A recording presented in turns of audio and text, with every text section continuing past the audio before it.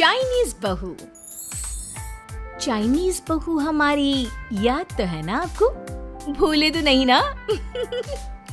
हाँ भाई, थोड़ी देर में ही सही, लेकिन चाइनीज बहू की कहानी आ ही गई। क्या हो रहा है ये देश में? चाइना ने तो आतंक ही मचा रखा है।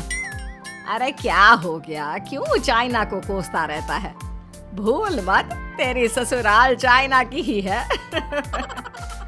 हाँ माँ, पर ये देखना, लड़ाई झगड़े, ये बीमारी, ऊपर से ये देश कितना चालाक है, अंदर न जाने क्या क्या करता रहता है। तभी अंदर से बहू की चिल्लाने की आवाज आती है।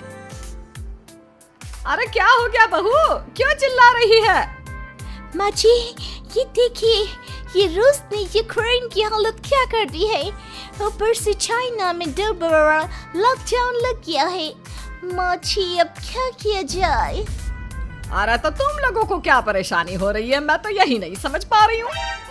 वो क्या है ना माँ, हम लोग चाइना जाने की सोच रहे थे, सांगसू के भाई की शादी है। तो क्या? अरे कौन सा उन लोगों के यहाँ भाई घोड़ी चढ़ता है जो बहन काजल लगाकर नेक लगी। माँ जी, उसकी आंखें बहुत छोटी छोटी है, उसमें या तो पुतली रह सकती है या काजल। साले की पुतली निकाल कर काजल लगा दो, अंधा कहीं का। क्या क्या बोला तुम मेरे भाई के बारे में? अरे नहीं नहीं बहू, वो तो बोल रहा था कि तुझे नेग मिल जाएगा। हाँ, बहन है ना तो उसकी। नहीं नहीं माँ जी, मैं सब समझती, ये मेरे भाई का मजाक बनाते रहते। कितना सीधा है मेरा भाई, बिल्कुल छिपकली जैसा। नहीं नहीं बहू, सीधा गाय जैसा होता है। सही पकड़े हैं माँ जी। हाँ, तो मेरे भाई की शादी है, मैं चाइना जरूर जाऊंगी। तभी एक पड़ोसन आ जाती है। अरे नहीं नहीं बहू, तू कहीं ना जा, हम लोगों का मन कैसे लगेगा तेरे बिना। ले बहू, तेरे भाई के लिए ये शॉल रख ले, हमारी तरफ से गिफ्ट कर देना। अरे सब कितने अच्छे हैं, मेरी चाइनीज बहू को कितने प्यार से तुम लोगों ने एक्सेप्ट कर लिया। सच में बड़ी भाग्यशाली हूँ मैं। कैसी बात कर रही है?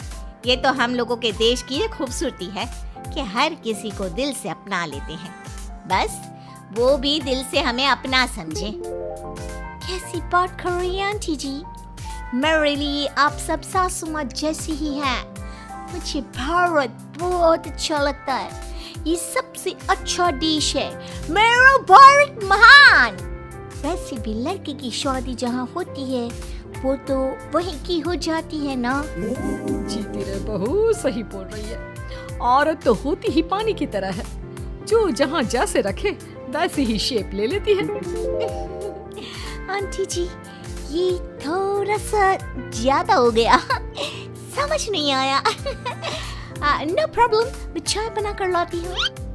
फिर क्या, वो दिन भी आ जाता है जब बेटे बहू को चाइना जाना पड़ता है। वहाँ जाकर बहू का भाई कहता है, मेहरबान आ गए, मेहरबान आ गए। मैंने सबको बोला कि सब हिंदी में बात करेंगे, नहीं तो बहन नाराज हो जाएगी। थैंक्स बॉय, हिंदी मेरी भाषा है, आप मुझे उसमें बात करना अच्छा लगता है। आपने जीजा जी से मिलो।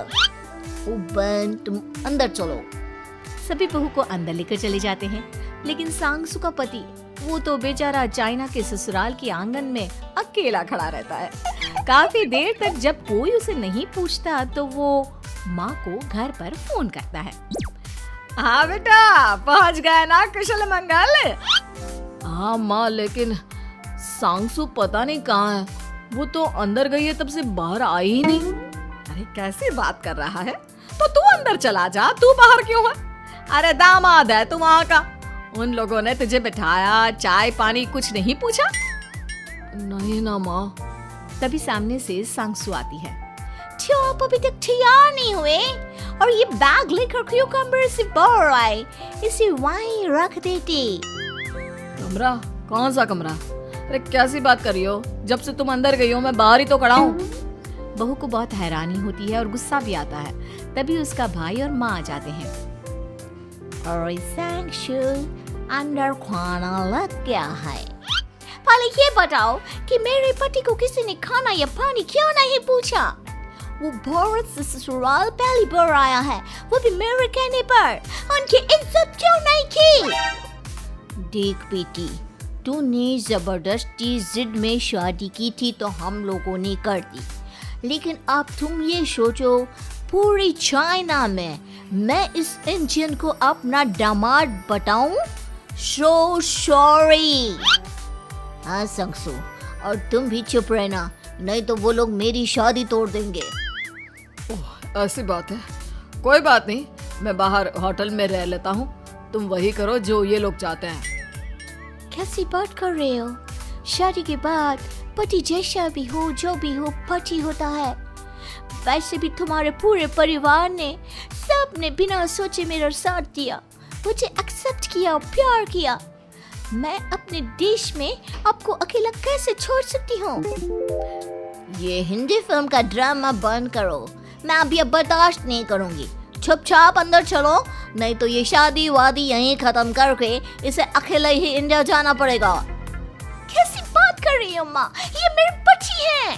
है नहीं था, हम लोगों ने यहाँ वकील को बुला लिया है, जिसके बाद अब तेरा तलाक करा के हम यहाँ के चाइनीज लड़के से तेरी शादी करा देंगे। अरे कैसी बात कर रहे हो? हम तो यहाँ तुम्हारी शादी के लिए आए थे। नहीं नहीं, मैं सांगसू के बिना नहीं रह सकता हूँ। हाई वोल्टेज ड्रामा होने के बाद से ही सारा माहौल खराब हो जाता है कि तभी एक लड़की आती है।